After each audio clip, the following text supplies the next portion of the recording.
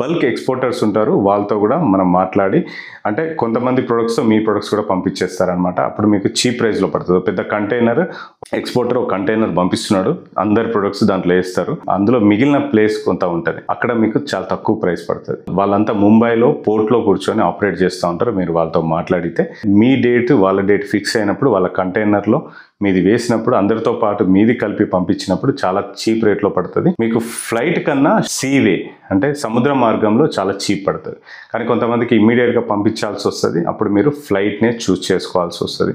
So మీరు export అక్కడ import చేసుకునే వాళ్ళది మీరు ఒక ఏజెంట్ని పెట్టుకుంటే చాలా మంచిది. ఇనిషియల్గా మీకు అక్కడ దాకా వెళ్ళి వాళ్ళతో డీల్ చేసే విధానం కుదరదు కాబట్టి ఏ కంట్రీకి అయితే మీరు పంపిస్తున్నారో అక్కడ ఒక ఏజెంట్ని పెట్టుకోవాలి. అదే DHL, FedEx వీళ్ళు అయితే వాళ్ళే అన్నీ చూసుకుంటారు. సో ఇది షిప్పింగ్.